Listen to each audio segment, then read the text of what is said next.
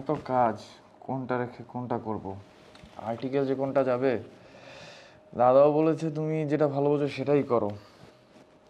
সব কিছু ম্যানেজ করার জন্য একজন লোক দরকার। নেক্সট ইভেন্ট নিয়ে বেশ কিছু ইনভাইটেশন দেওয়া দরকার, কিন্তু কাকে রেখে কাকে যে ইনভাইটেশন দিব আসলে অনেক কনফিউজড। দাদার কাছে একটু জিজ্ঞেস করি।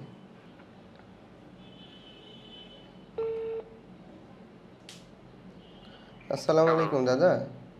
হ্যাঁ, ওয়ালাইকুম সালাম। এই নেক্সট ইভেন্টটা নিয়ে ইনভাইটেশন দেওয়া দরকার, কিন্তু কাকে রেখে কাকে যে দিব এটা তো কনফিউজড আমি অনেক। ভাই একটু কোনভাবে ম্যানেজ করে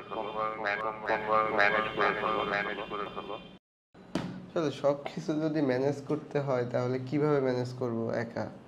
দাদা এত ব্যস্ত থাকে, আসলে কি এমন একজনকে দরকার যে সব সময় পাশে থাকবে, সব কিছু নিয়ে ডিসকাস করতে পারবো।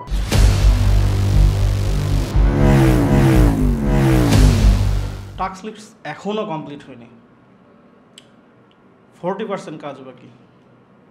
একটা নতুন টুলস কিনতে হবে, একটা রিপোর্ট বানাইতে হবে। এভাবে হয় না আসলে। দাদার সাথে কথা বলা দরকার,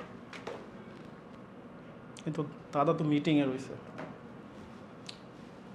সব কিছু ম্যানেজার জন্য একজন প্রপার একটা লোক দরকার।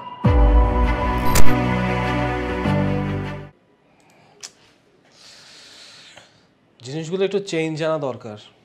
সব কিছু একই রকম হয়ে যাচ্ছে, আমাদের ভিডিওতে স্টোরি জিনিসটা মিসিং। দাদার সাথে এটা নিয়ে একটু কথা বলতে হবে। তোকে আসতে পারি?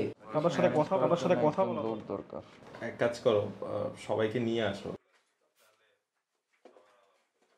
আসলে তোমরা তো অনেক দিন ধরেই এখানে, এখন আমি হয়তোবা ব্যস্ততার জন্য সময় দিতে পারছি না।